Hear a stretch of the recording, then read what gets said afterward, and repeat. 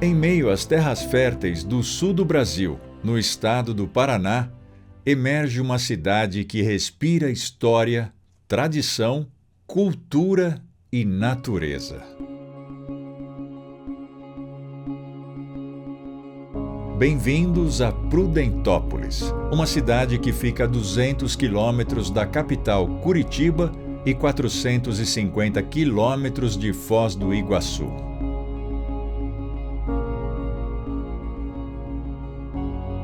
Com uma população estimada em 49.393 habitantes, segundo o IBGE, possui uma área total de 2.245 quilômetros quadrados,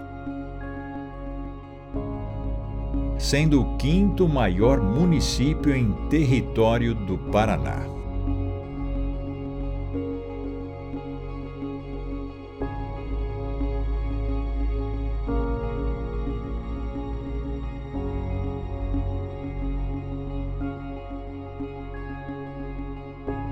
A cidade é um destino turístico que encanta pela sua vocação única: unir paisagens impressionantes a uma rica herança cultural.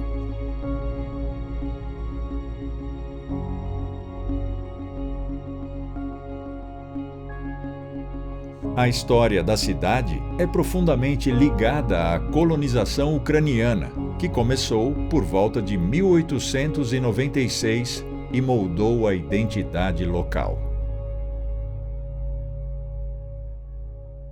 A chegada dos primeiros imigrantes ucranianos foi marcada pela busca de um sonho. Muitos deles vieram buscar uma vida melhor, pois sofriam com fome, guerras, dificuldades econômicas, falta de terras e opressão política sob o domínio de impérios como o austro-húngaro e o russo.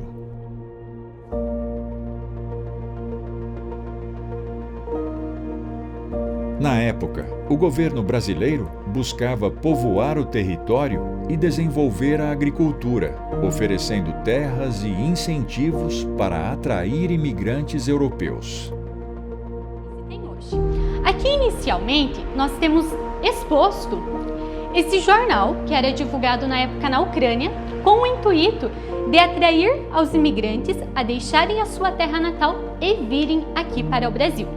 Porque com a abolição da mão de obra escrava, o governo ele tinha o intuito de atrair a mão de obra do imigrante. E lá no ano de 1896 chegou aqui a terceira e grande leva de imigrantes, com cerca de 1.500 famílias que vieram do leste europeu.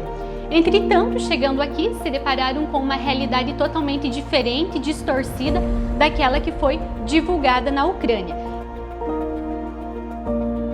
Os colonos foram assentados em diversos núcleos, onde tornaram-se pequenos agricultores. Aos poucos, as famílias foram se acomodando, abrindo áreas para plantações e formando suas comunidades. A imigração de ucranianos para a região durou até meados da década de 1920 e, atualmente, o município é considerado o mais ucraniano do Brasil, sendo aproximadamente 75% da população descendente dos imigrantes. Devido ao número de imigrantes, ganhou o título de Pequena Ucrânia no Brasil, sendo destaque no cenário nacional por preservar a memória dos antepassados nos costumes, gastronomia e religiosidade.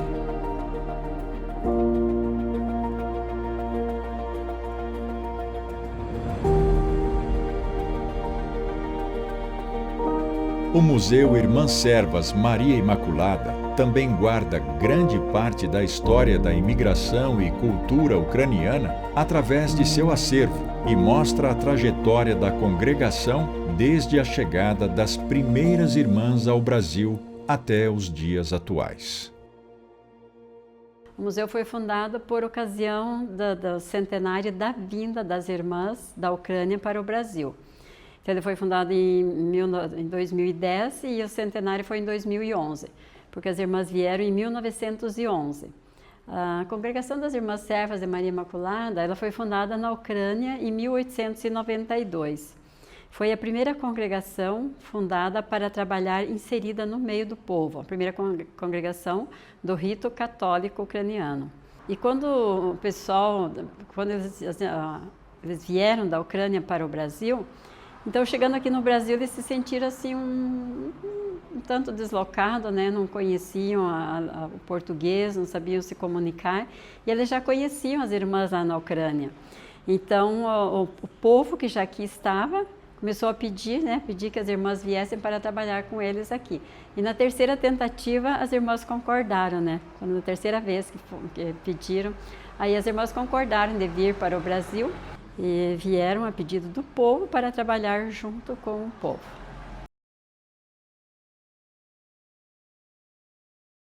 As tradições ucranianas estão presentes até os dias atuais. Na culinária, por exemplo, produtos locais se destacam, como a Cracóvia, um embutido defumado de carne suína nobre criado por descendentes de imigrantes ucranianos e produzido no município desde a década de 1960.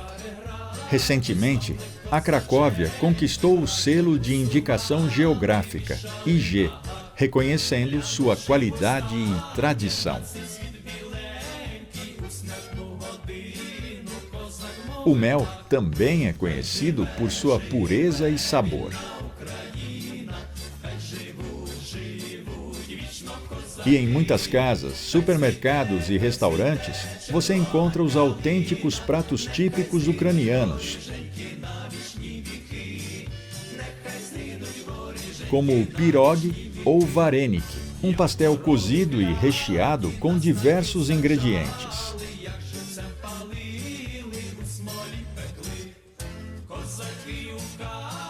O borst, uma sopa de beterraba.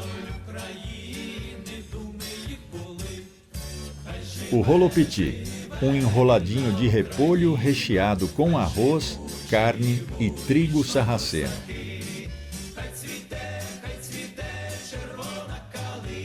E de sobremesa, o kuchá, um doce de trigo e sementes de papoula.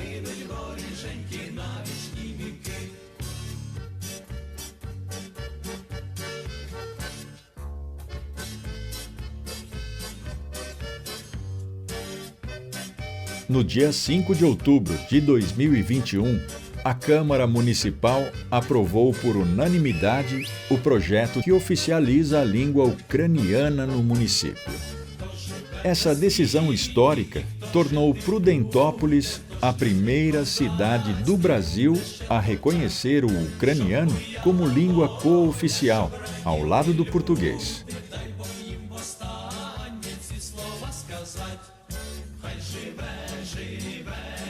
Além do município ter, desde 1912, o mais tradicional jornal dos ucranianos no Brasil. O Pratia, feito pela gráfica Prudentópolis, é um informativo escrito no idioma ucraniano que circula na cidade e em países como Estados Unidos, Canadá e outros que receberam imigrantes da Ucrânia.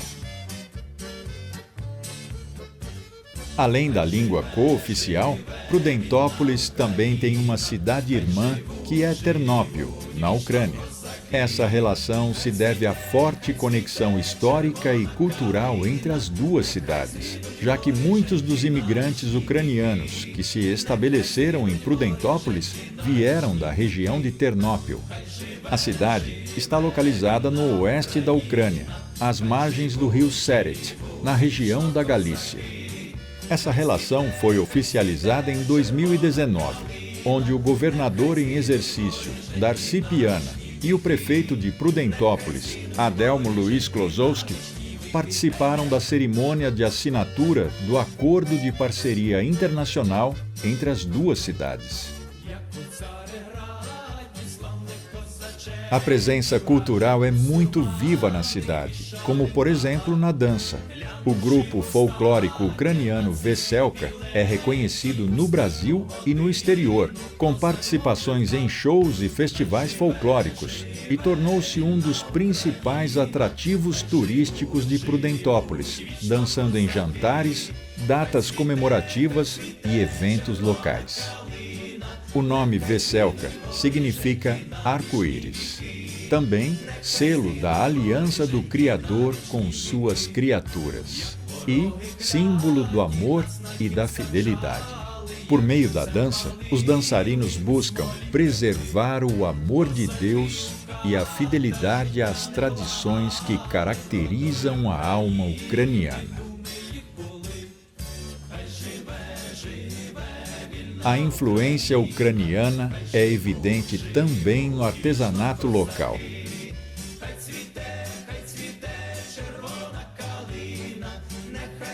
Com destaque para as peçancas, ovos pintados à mão com símbolos tradicionais, e os bordados, elemento fundamental de trajes e objetos decorativos. As peçancas são ovos decorados tradicionalmente pelos ucranianos com desenhos e símbolos que carregam significados culturais e espirituais. A palavra peçanca vem do verbo ucraniano pesati, que significa escrever ou desenhar. Tradicionalmente, as peçancas são feitas durante a Páscoa e são usadas como um símbolo de ressurreição, vida e renascimento espiritual do homem. A técnica de pintura das peçancas envolve o uso de cera quente, que é aplicada sobre o ovo antes de ser tingido. Os desenhos e padrões são criados por meio de camadas sucessivas de cera e corantes, resultando em figuras geométricas, florais e animais, com cada cor e símbolo tendo um significado específico.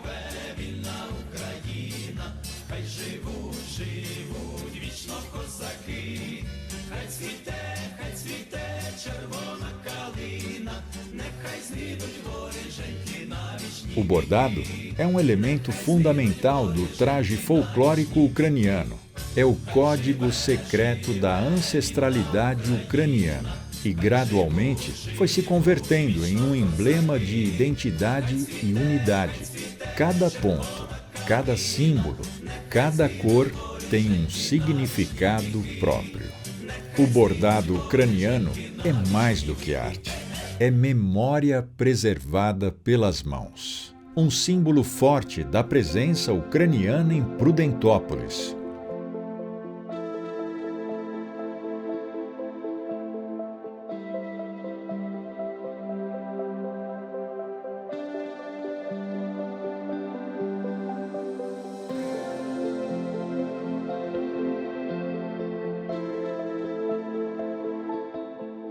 E o que mais me chamou a atenção foi a questão da Ucrânia no Brasil, né?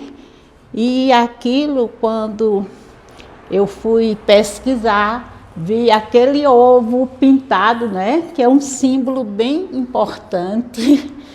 E os detalhes e a religiosidade. Então, aquela história tão envolvente da arte, transmitindo tudo o que há de importante na nossa vida, não é? Em acreditar. Aí eu vi a fé de vocês, assim, deslumbrante, porque a gente precisa acreditar que a vida vai ser melhor, em melhores dias, em paz, prosperidade. E ao chegar aqui e entrar na igreja de São Josafá, aquilo me transportou à Ucrânia sem nunca ter ido lá, né? Então, eu sou muito grata pela acolhida. Vim aqui ao museu, achei assim magnífico, viajei sem sair do lugar.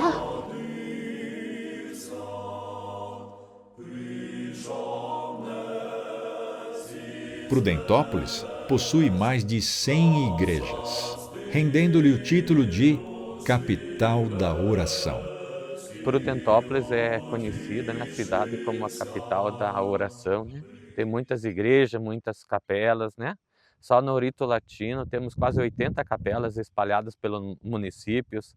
Só na cidade temos 8 capelas, né? Além da paróquia São João Batista, né? Também fazemos um trabalho bonito com os padres do Rito Oriental, né? Os ucranianos, né? Tem os padres basilianos, né? E também os padres diocesanos. Temos aqui em Prudentópolis o bispo ucraniano, que é o Dom Meron, é muito parceiro do Dom Hamilton, que é bispo da Diocese de Guarapuava, né? Nós, padres, sempre estamos caminhando junto, conversando, né? Já conversamos também, assim, tipo, para nós estarmos juntos na nossa caminhada. Eu acho tão bonito aqui em Prudentópolis, quando tem missa nas nossas comunidades, nas colônias, quando tem missa do Rito Oriental, dos ucranianos, os latinos vão todos lá na missa. E quando tem missa na nossa igreja, na latina, os ucranianos vão também, todos na missa lá. E temos algumas capelas que nós compartilhamos, né? Um final de semana é o padre latino, outro final de semana é o padre ucraniano celebrando. O importante é que nós temos o mesmo Jesus, o mesmo Papa, né? Só um pouquinho diferente os ritos, a língua, mas a celebração é a celebração mesma, né? O Cristo centro. Né? Nós somos católicos, latinos e orientais somos católicos. E um dos destaques que atraem vários turistas é a Páscoa.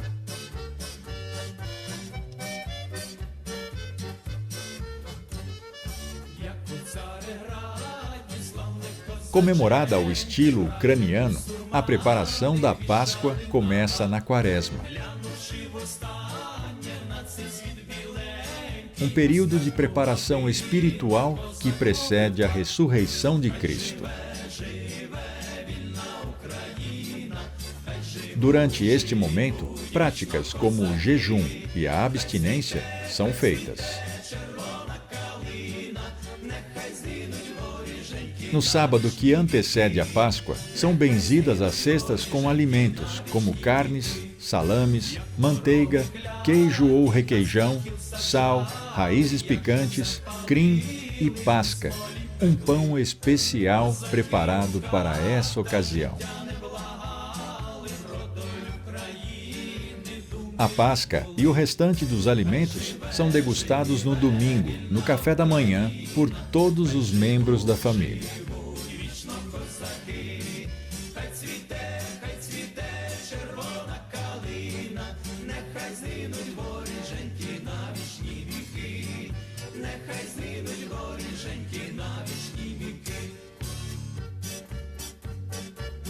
Na igreja ucraniana de São Josafat, uma tradição é a adoração ao Santo Sudário, guardado e cuidado pelos cossacos.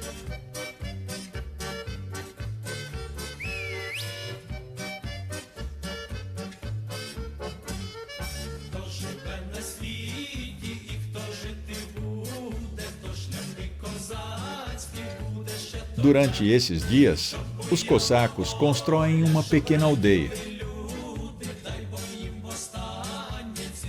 com carroças, artefatos, ferramentas e cabanas, tentando assim recriar as comunidades ucranianas que faziam esses costumes.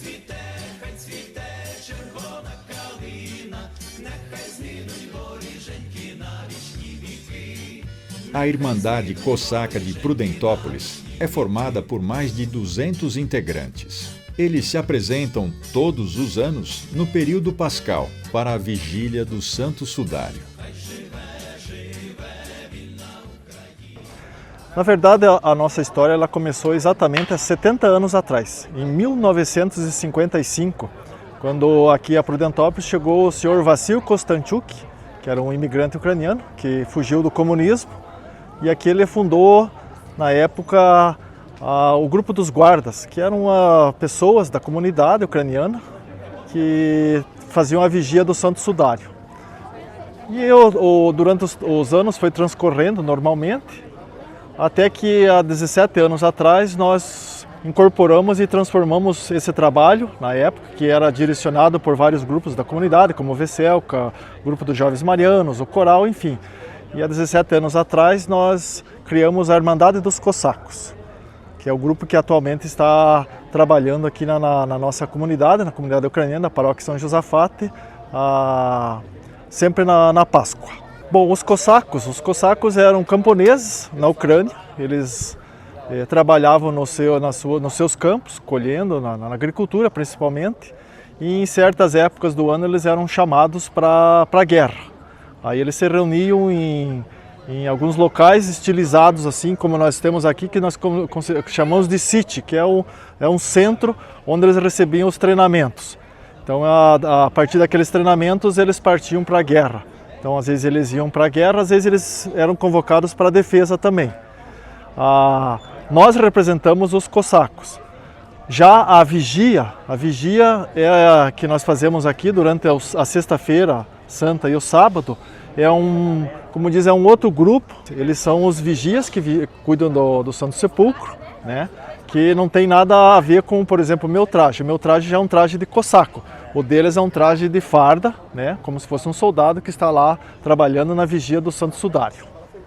Eu acho hoje, na nossa opinião, que a Páscoa em Prudentópolis ela se transformou num dos maiores eventos da nossa comunidade. Pela presença de muitos turistas, a gente sabe que a cidade está completa, o parque de hotéis está lotado e isso é bom. Eu acho que para o município isso é ótimo, isso gera renda e sem falar que nós apresentamos, além da parte cultural, a parte da alimentação, que o pessoal traz a sua cesta para benzer com os produtos e isso é bom, é a cultura. Nos últimos anos, a Páscoa ucraniana consolidou-se como um grande evento e veio somar-se às atrações turísticas da cidade.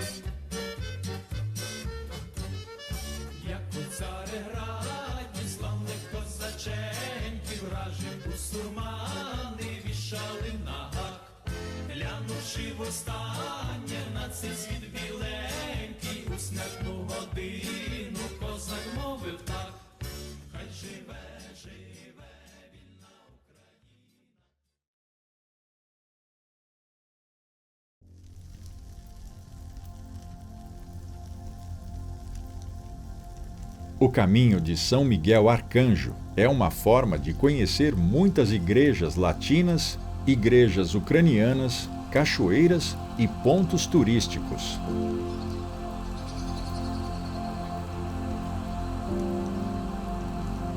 O caminho percorre 120 quilômetros em 24 comunidades rurais, divididos em 8 etapas, onde os peregrinos fazem a trilha a pé.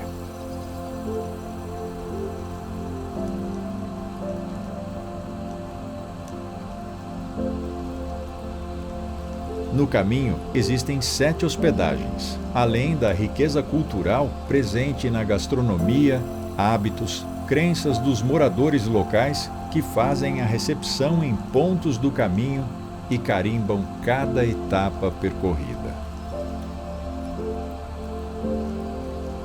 No centro da cidade existe o Marco Zero do Caminho São Miguel. E para fazer o caminho, você pode fazer a inscrição pelo site caminhodesaomiguel.prudentopolis.pr.gov.br.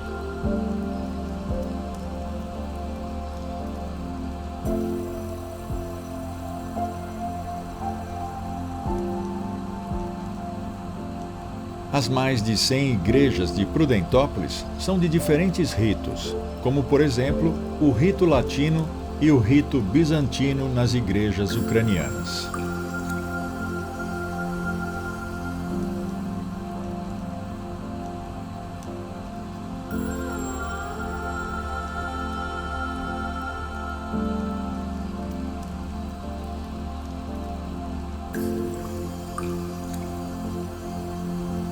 A igreja matriz de São Josafate, em estilo bizantino, foi construída entre os anos de 1925 e 1928. Seu interior é decorado com iconostás. As missas são rezadas no idioma ucraniano.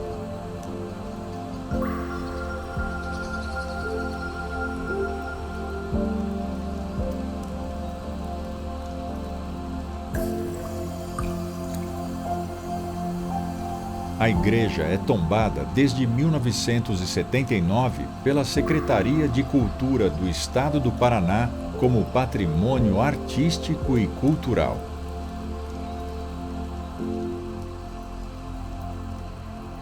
A igreja matriz de São João Batista tem estilo colonial, construída em tijolos no local exato onde os memoráveis desbravadores de Prudentópolis construíram a primeira capela, a de São João. Sua construção foi concluída em 1900, conservando até hoje a sua primeira estrutura.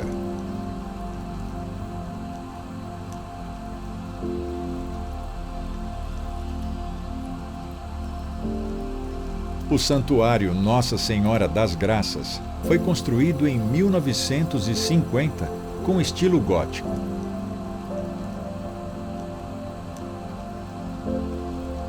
Onde se destaca uma imagem de sua padroeira com 5 metros de altura.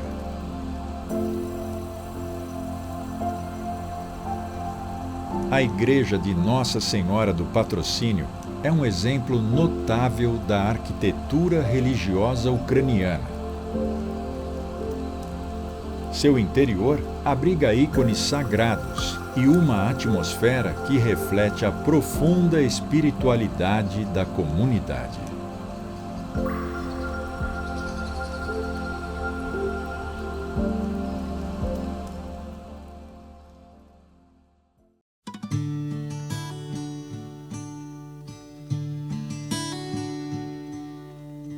A cidade se destaca pela força da agricultura familiar, com cerca de 10 mil pequenas propriedades rurais, resultado da divisão de terras na época da imigração.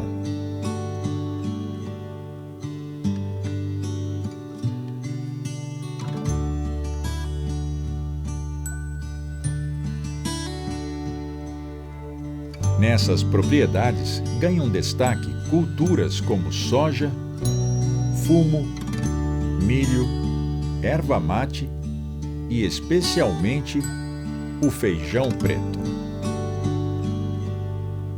Sendo reconhecida como a capital nacional do feijão preto, Prudentópolis é o maior produtor nacional da cultura. O município promove uma festa anual em comemoração ao aniversário da cidade, a FENAFEP, Festa Nacional do Feijão Preto, onde é feita a maior feijoada do mundo em uma panela que pesa 12 toneladas e são utilizados mais de 500 quilos de feijão, 1.000 litros de água e 800 quilos de ingredientes como o lombinho, a costelinha defumada e a linguiça. A particularidade do preparo está na movimentação dos ingredientes dentro da panela, que é realizada com uma pá adaptada a uma escavadeira hidráulica.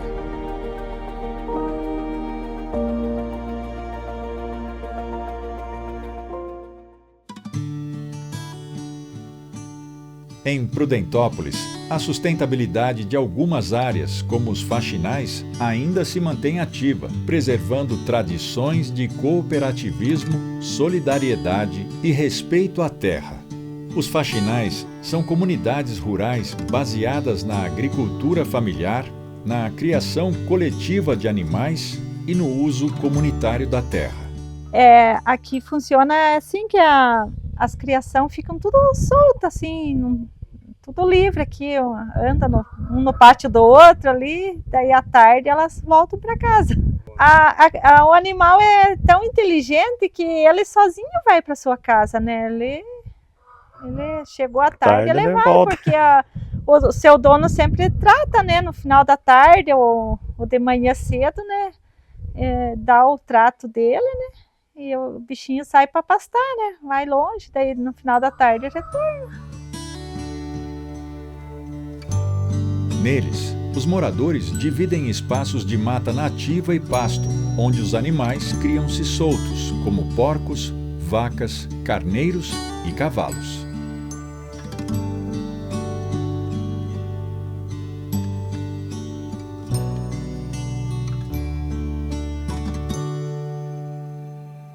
A cidade possui belezas naturais de tirar o fôlego.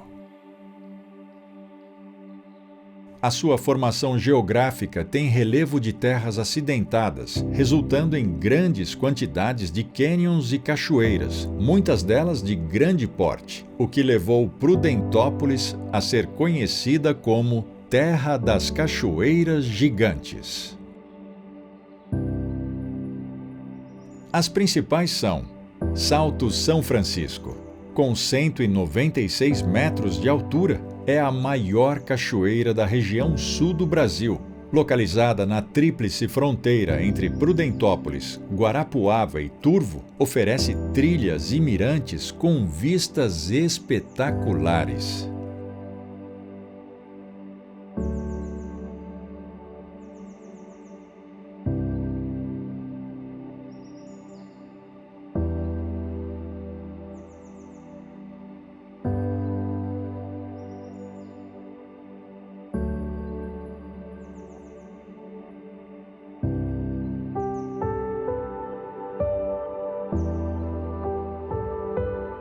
Salto São João. Situado no Monumento Natural Estadual São João, possui 84 metros de queda e é cercado por mata nativa e cânions.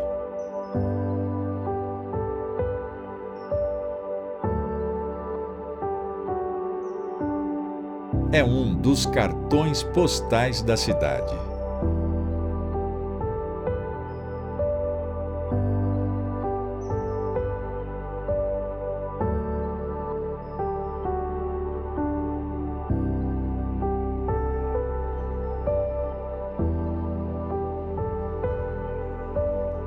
Salto Barão do Rio Branco. Possui 64 metros de altura. Fica em um cânion do Rio dos Patos e a cachoeira pode ser acessada por cima e por baixo.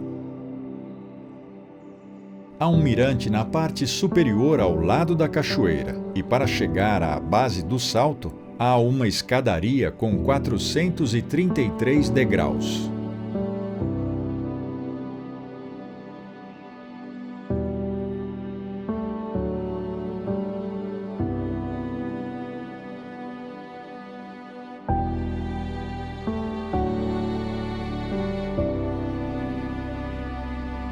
Salto Manduri, com aproximadamente 34 metros de altura e impressionantes 100 metros de largura, essa cachoeira se destaca por sua extensão horizontal, lembrando as famosas Cataratas do Iguaçu em miniatura.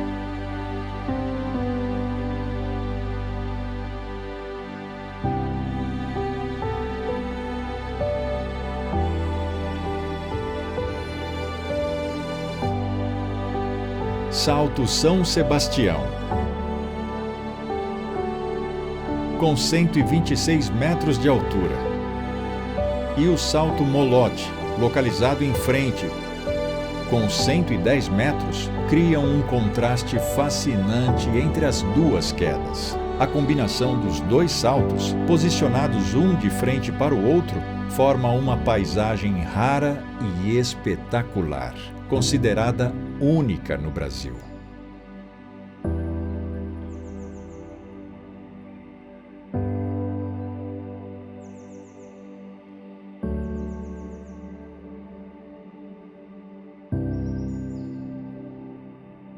Recanto Pererowski. É uma propriedade familiar que combina belezas naturais com a hospitalidade típica do interior. O local oferece trilhas leves que levam a cachoeiras, grutas e piscinas naturais para banho.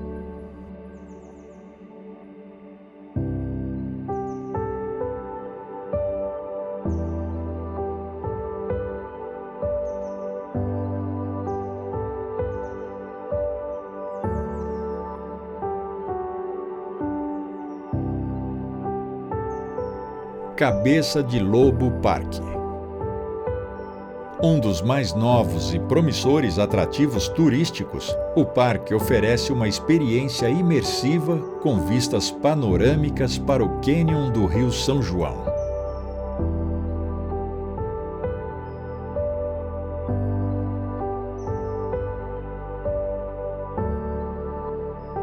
Uma das formas mais bonitas de viver as paisagens de Prudentópolis é caminhando por elas. As caminhadas na natureza são eventos abertos ao público que unem atividade física, contemplação e contato direto com a cultura local.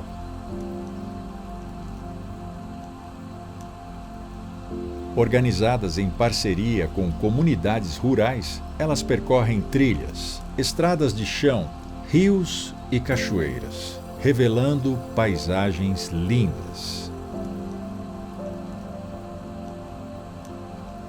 Mais do que lazer, as caminhadas são uma forma de turismo sustentável que valoriza o pequeno agricultor, protege o meio ambiente e fortalece os vínculos entre cidade e campo.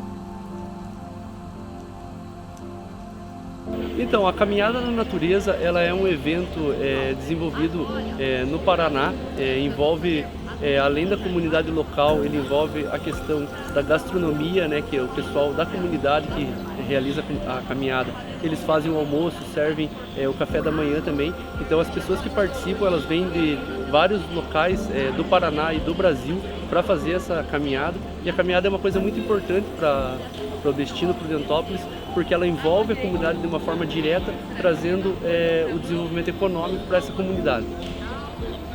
A Caminhada na Natureza ela é um evento que ela contempla os atrativos naturais do município, ela contempla a parte religiosa do nosso município e também ela faz um link com todos os segmentos de turismo que existem em Prudentópolis.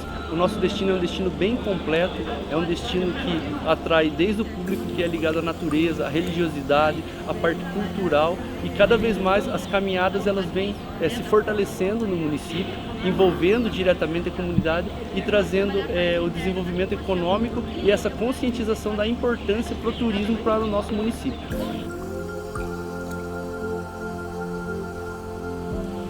Então, na verdade, assim, a gente como um dos próprios proprietários aqui do atrativo Monte Olímpico, estamos na segunda edição da caminhada. As duas a gente teve a oportunidade de passar aqui por dentro.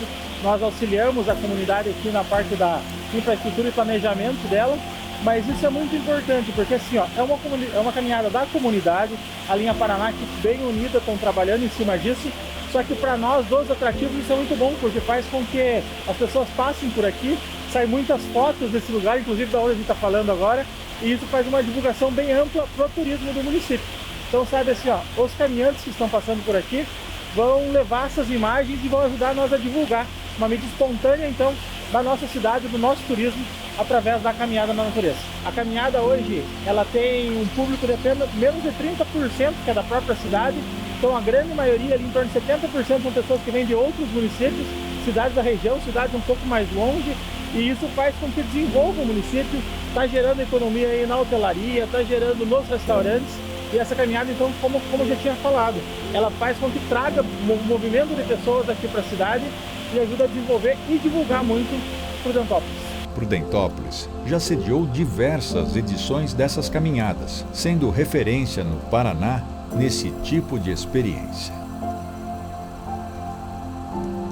A cidade é rica em patrimônio geológico e natural, principalmente por estar localizada entre o segundo e o terceiro planalto, possibilitando formações como a soleira de Diabásio, vista no cânion do Salto São João, com siltitos da formação teresina.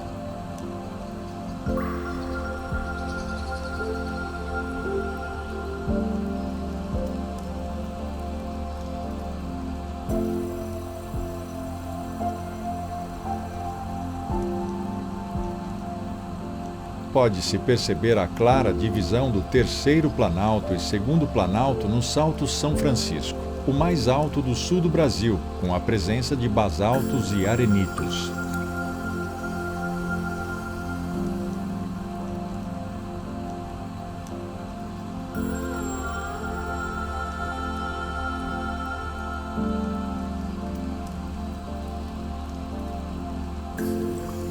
Os mesmos siltitos encontrados, por exemplo, na formação de lenhos fósseis, como o pinheiro de pedra, um tronco fossilizado de uma conífera primitiva preservado em rochas sedimentares da formação Teresina, datadas entre 250 e 260 milhões de anos no período Permiano.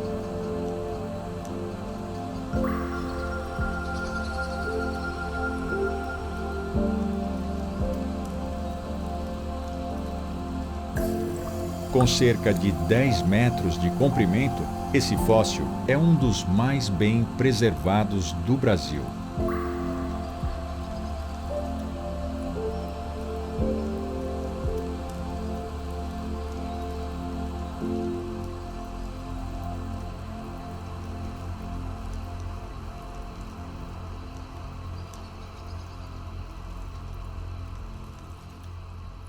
Então, nesse período, o Prudentópolis era tudo banhado por mar e esse pinheiro, essa araucária, ela caiu num lugar que era água, né? Então nesse banhado, talvez, ou era mar, a gente não sabe dizer bem certo, mas ele caiu na água e essa água ela tinha uma concentração de sílica, que é o silício, né? O quartzo que o pessoal conhece. E esse silício ele foi infiltrando nos poros dessa araucária, né? E com milhões de anos ele foi petrificando e tomando a forma anatômica da árvore, né? É um processo de milhões de anos para chegar do jeito que ele está aí, né? Era uma floresta provavelmente e assim pelo que eu estudei um pouco, então os primeiros araucária do Paraná que estão nesse local, né? Então tem aquele lado de lá que tem o pinheiro de pedra, tem esse pinheiro de pedra e mais uma árvore ali, então possivelmente tenha várias delas aqui, né? Nesse local que estão aí tudo enterrado, né? Isso, então os patrimônios assim, do pinheiro de pedra, as paleotoca, né, que são patrimônios que levou milhões de anos, né, para estar aí aqui na comunidade, então a comunidade mesmo tem que preservar. Tem que estar ciente que é uma coisa muito importante para o sítio, né, arqueológico, né? Então assim, se o pessoal vem aqui visitar o pinheiro de pedra, não leva a pedra, né, não pegar o que está aí dentro, vai num local, numa caverna ou alguma coisa ali, não está escrevendo o nome também. Porque tem que preservar esse tipo de coisa, né? A gente trabalha na lavoura, no cultivo do fumo, já faz bons anos aí. Sempre os antigos, né, já falavam, né, sobre a lenda do pinheiro de pedra. Daí foi que a comunidade resolveu abrir, né, que estava ali, tinha pedaços, né, por cima da terra. Daí a comunidade se reuniu e vieram ali e abriram, né, a vala ali que tem para ver até onde teria aquelas pedras, né? E foi que tava um pinheiro inteiro, né? Ficou assim mais famoso o lugar, né? Que daí começou os turistas começaram a aparecer, né? Todo mundo teve a curiosidade de vir ver o pinheiro de pedra, né? A lenda é que tinha um casal e o cara resolveu ir trabalhar na Sexta-feira Santa, que era o 25 de março. E a mulher ainda falou para ele que não era para ele ir. E ele, mesmo assim, por teimoso, ele resolveu ir. Daí ele foi antes de tomar o café e cortou o pinheiro. E daí a hora que ele foi para casa tomar o café, quando ele voltou, já estava tudo pedrificado. Essa é a lenda do pinheiro de pedra. Como no católico, né, na igreja católica, né, sexta-feira, né. Dia Santo Grande, né? Grande.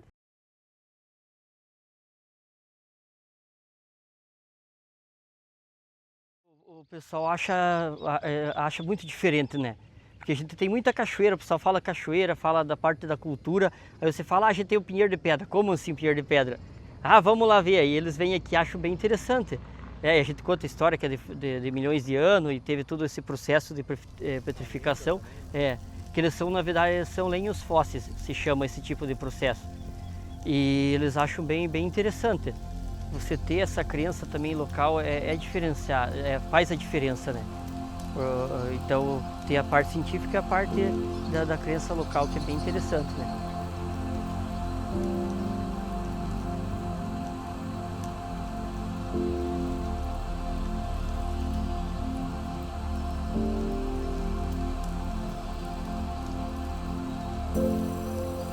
Recentemente, a cidade está sendo cotada para se transformar em um geoparque, projeto da Unesco, que protege áreas que contenham um número de sítios de patrimônio geológico de especial importância científica.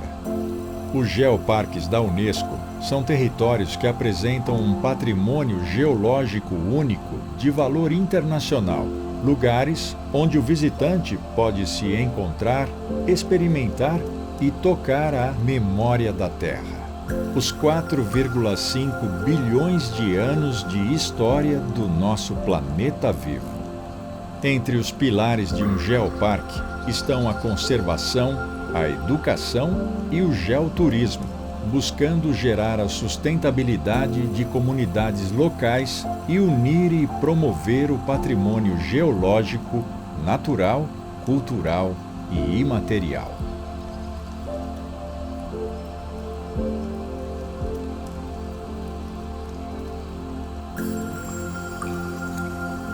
Ao se tornar parte da rede global de geoparques, Prudentópolis ganha visibilidade internacional. Isso atrai turistas do Brasil e do mundo interessados em turismo de natureza, ciência, cultura e educação ambiental.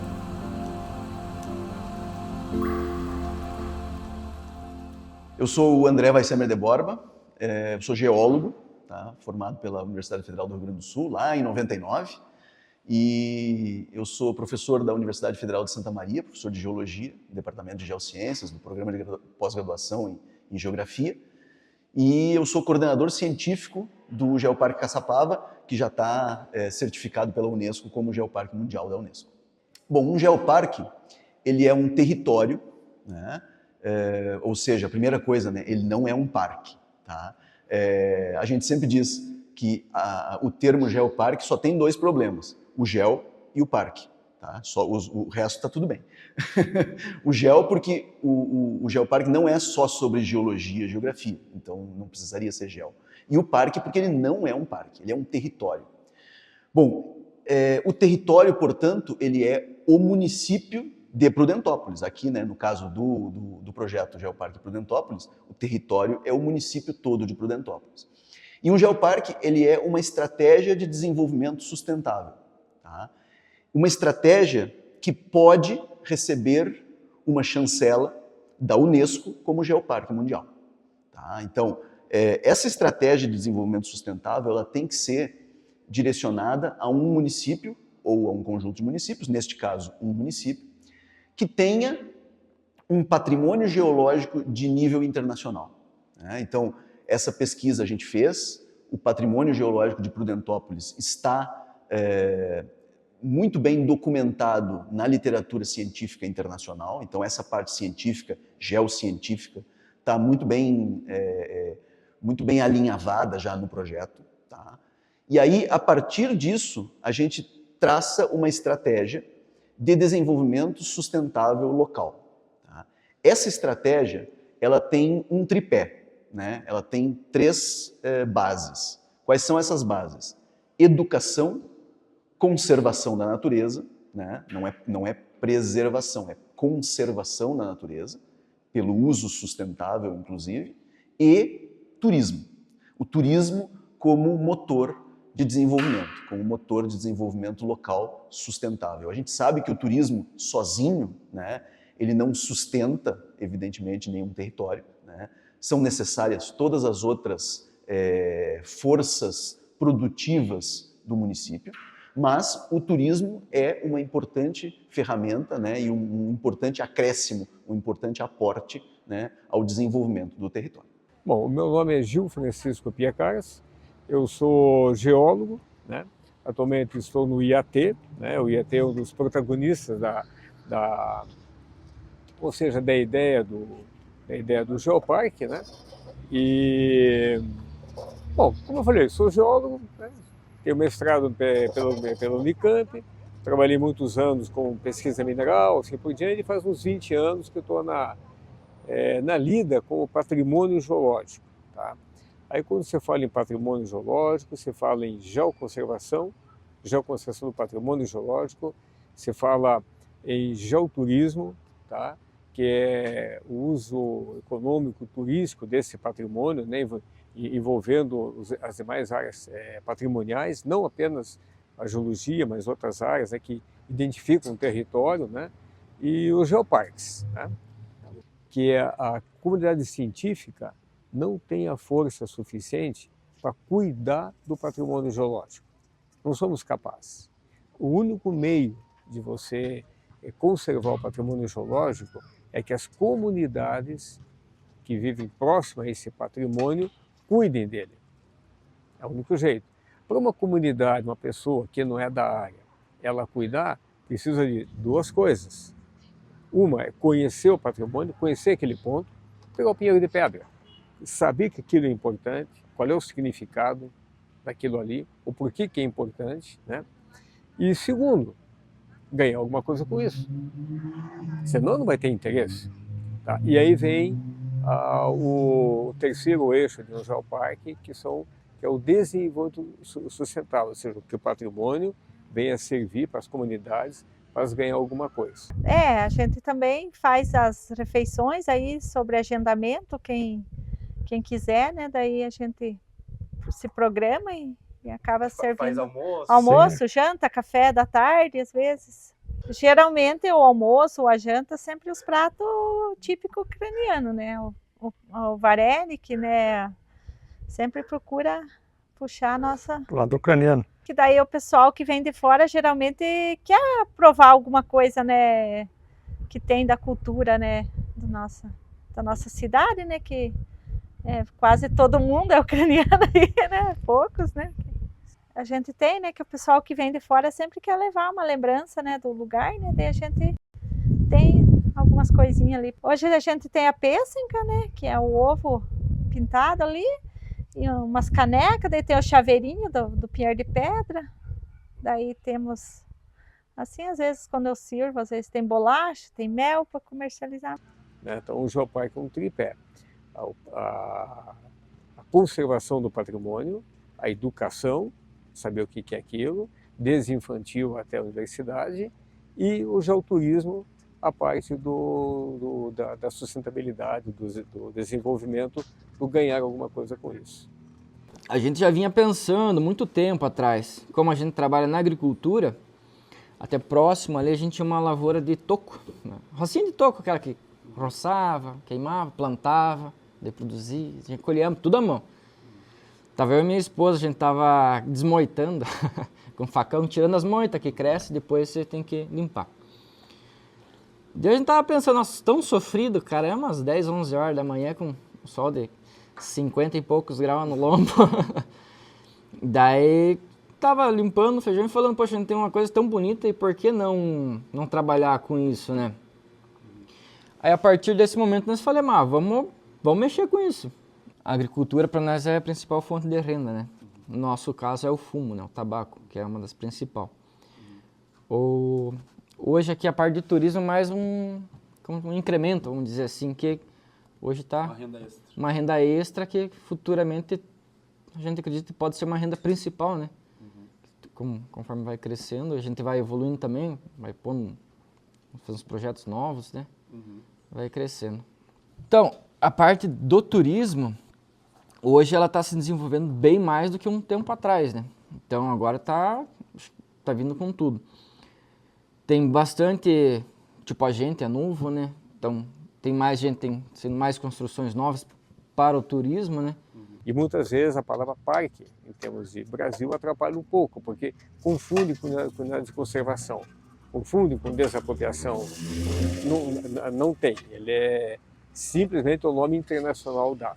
Qual é a importância, então, de Prudentópolis ser um geoparque? Tá. Olha, são várias coisas que tem que citar, né? A primeira é que o povo, o povo aqui do território, do município, conheça o seu patrimônio.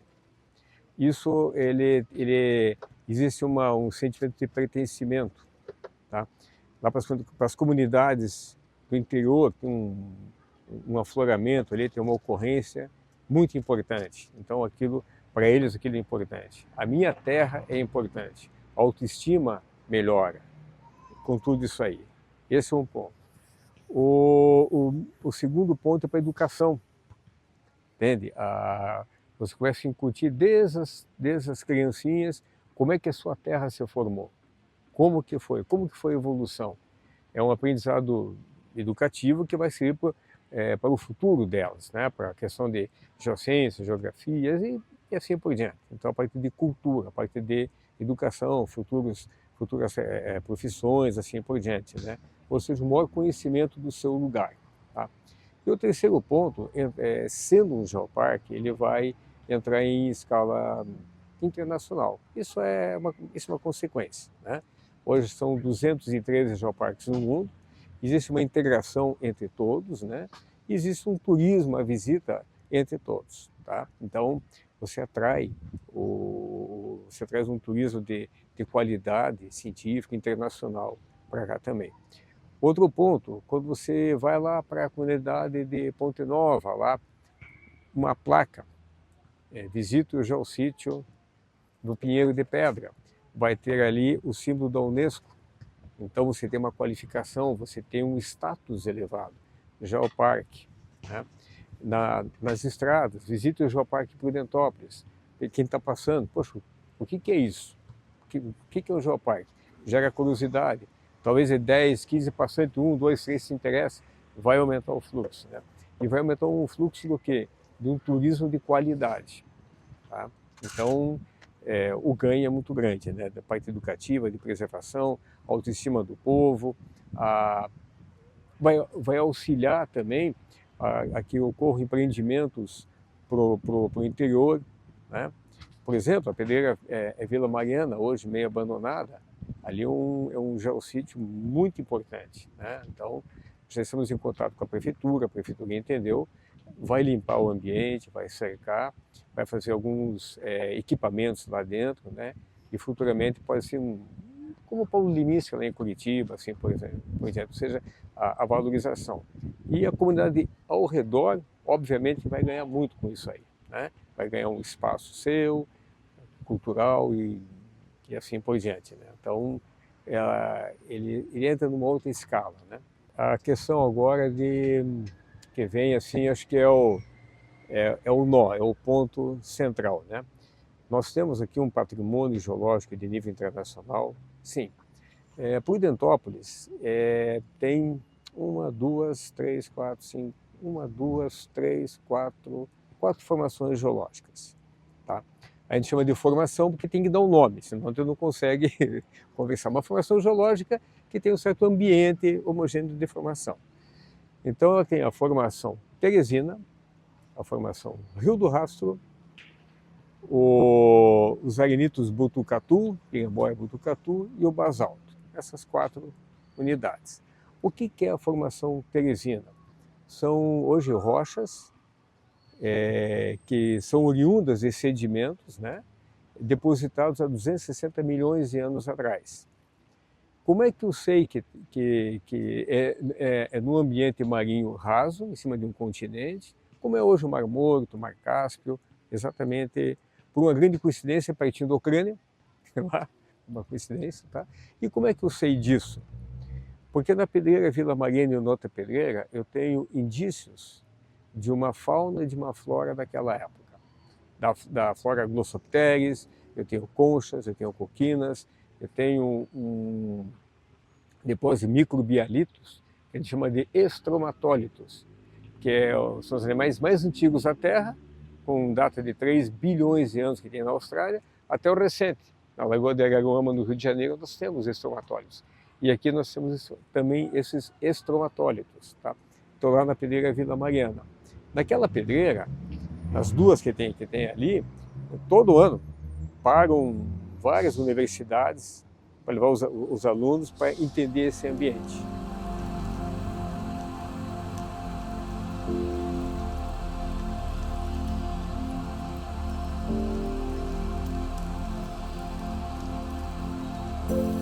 Bom, pessoal, a gente aqui na Cascalheira da Vila Mariana é um dos pontos, um dos geossítios geológicos importantes no estado do Paraná e até para o Brasil, tá? Nesse local aqui, ó, várias universidades do sudeste, do sul do Brasil é ponto obrigatório de parada, né?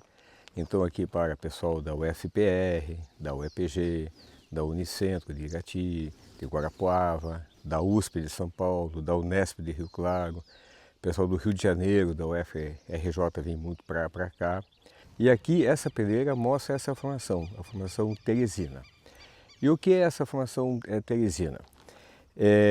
Foram sedimentos, né, depositados num ambiente de mar raso e quente.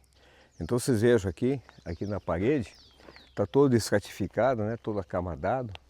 Cada lâmina dessas aqui, né, é um depósito no tempo.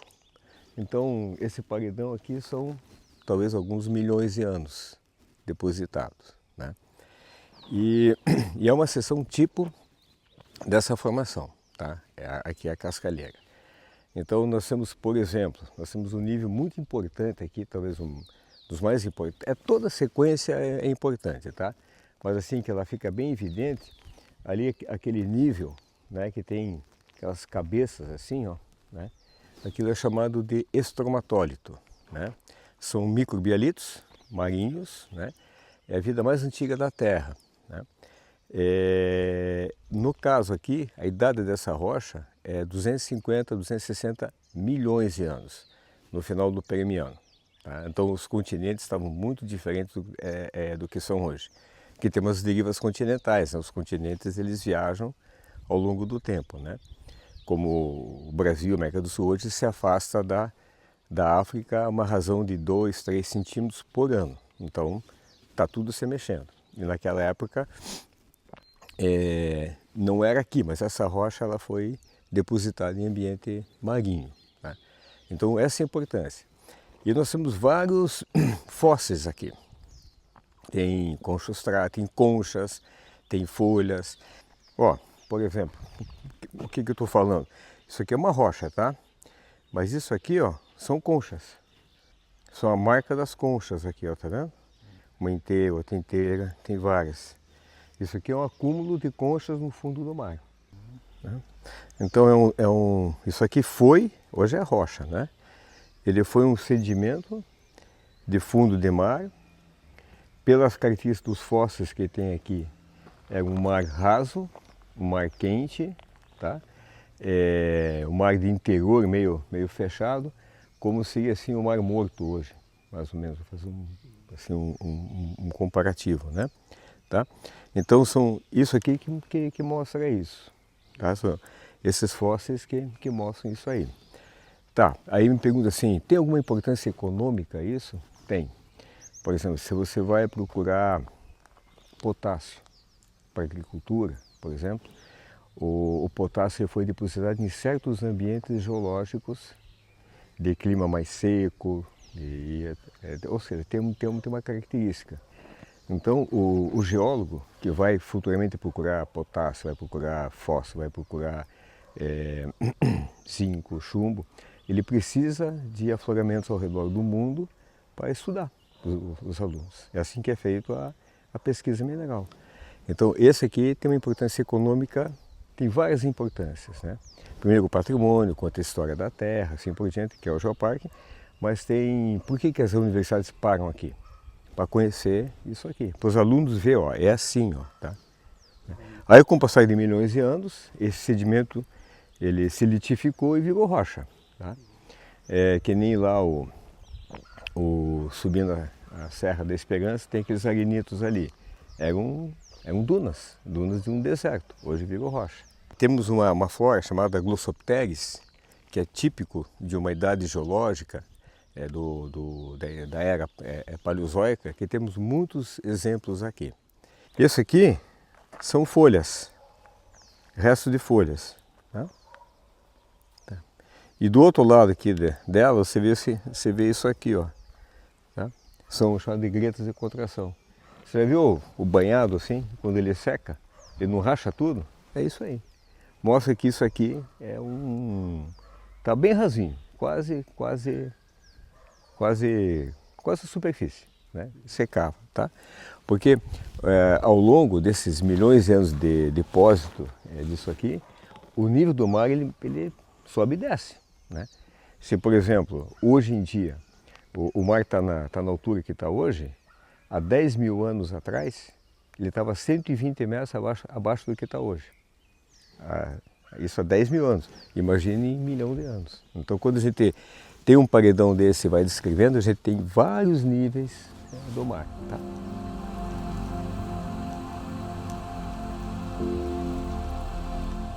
Esse ponto aqui, ele é ponto de várias teses de doutorado, de mestrado, artigos internacionais, né?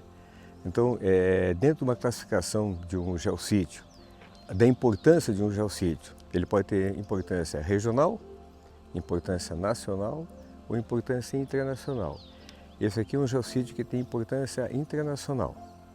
Então, para a gente justificar um projeto de geoparque para um território, ele tem que ter pelo menos um geossítio de nível internacional, né?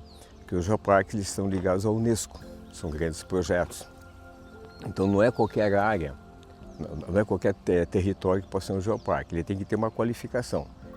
E essa pedreira aqui dá a qualificação para o território ser um geoparque.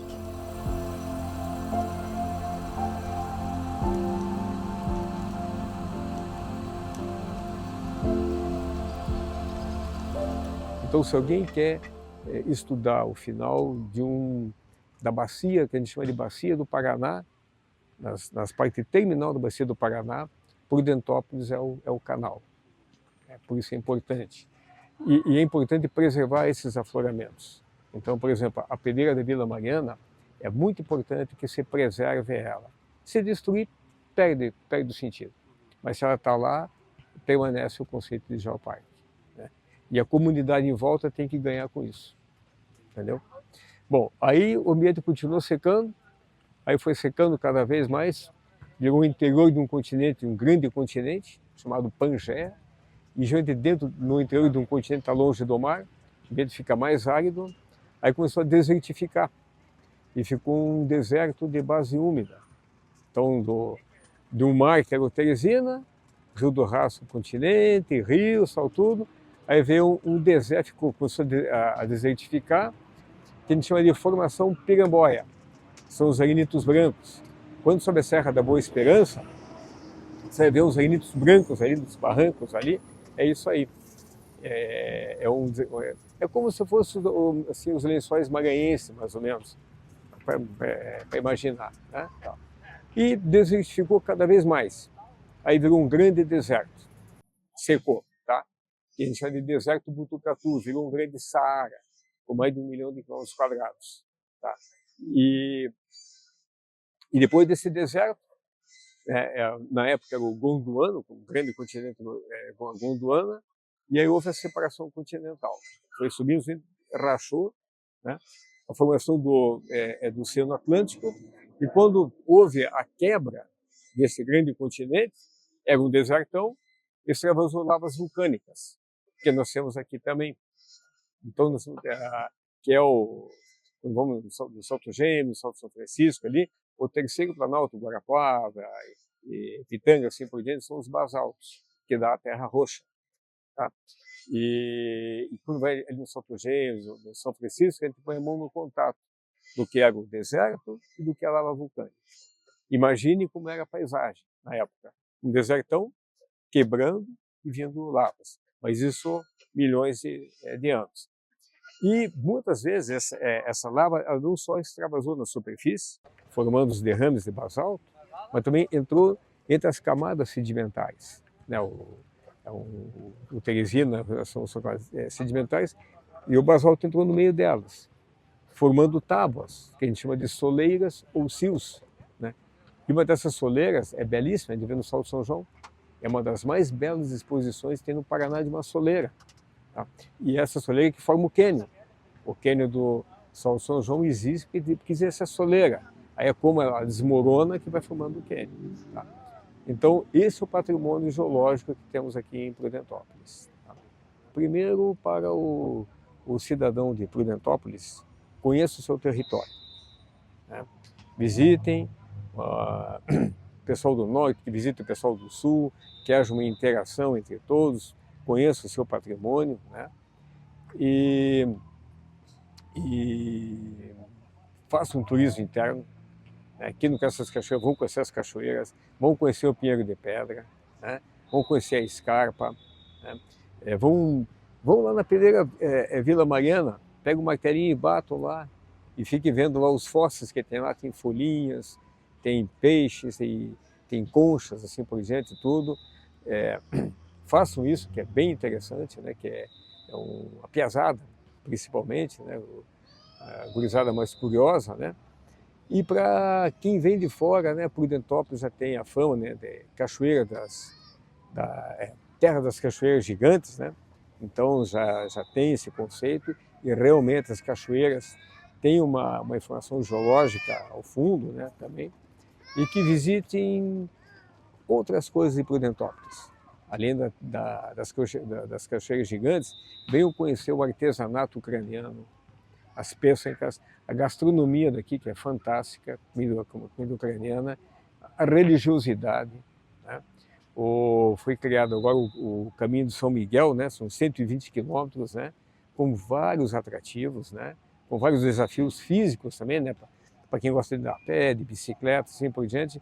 Em todo esse trajeto, não o façam muito rápido, façam lento, para conhecer todos os pontos e interagir com a sociedade. Né? Ah, com certeza, melhora muito a cidade, né? O nome da cidade, né, fica mais famoso, atrai mais gente, a gente acaba comercializando mais as coisas, né? Tem mais incentivo, né? Porque tendo o selo, né, do Geoparque aí é muito... É bom para a economia de vocês também. Sim, né? Melhor. ajuda Sim. na economia da cidade, né? Porque vem turista traz dinheiro, né? E a gente, assim como recebe dinheiro, a gente circula também, né? Que a nossa cidade é muito rica, né? Na natureza, né? Porque temos as cachoeiras, temos o Pinheiro de Pedra, né? É muito bonito.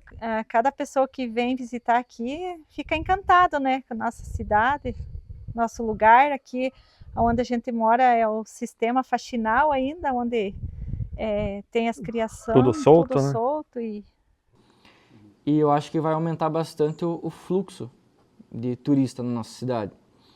Porque quanto mais você investe na tua propriedade, mais curiosidade vai gerar para o pessoal vir, né? Então, vamos dar um exemplo lá de Santa Catarina, né? Que tem o Balanço do Infinito, mas tem a bike aérea. Então, hoje aqui na cidade só tem o rapel e as tirolesas que a gente conhece. Então, conforme as pessoas vão implantando mais coisas, que é a nossa ideia, vai trazer mais turistas. Mais atrativos para... Isso, vai estar trazendo mais atrativo, que é o turista, ele não quer só vir contemplar, porque tem aquele turista que ele vem contemplar, tem o turista que ele quer uma atividade mais radical, e tem aquele turista que ele está só passando, que é tipo da alimentação, né?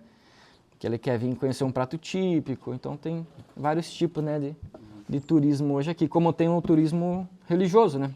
Sim. Que é o Caminho de São Miguel, que também está atraindo bastante turistas para o nosso local aqui.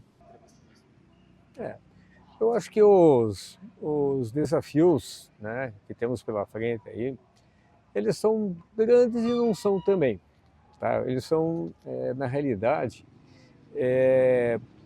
a parte das mais importantes é que a comunidade, que a sociedade de Prudentópolis entenda o seu patrimônio, valorize, conheça, né? Então esse é um grande desafio. E eu acho que isso é como uma bola de neve. A partir do momento que o pessoal enxergar o valor que eles têm, o patrimônio que eles têm, o tesouro que existe aqui, vai começar um processo de baixo para cima, né? Prudentópolis é uma terra repleta de riquezas. Sua natureza, cultura, costumes e gastronomia são um verdadeiro cartão postal desse destino único. A terra das cachoeiras gigantes, a capital da oração, a Ucrânia brasileira e dona da maior feijoada do mundo te espera. Venha viver Prudentópolis.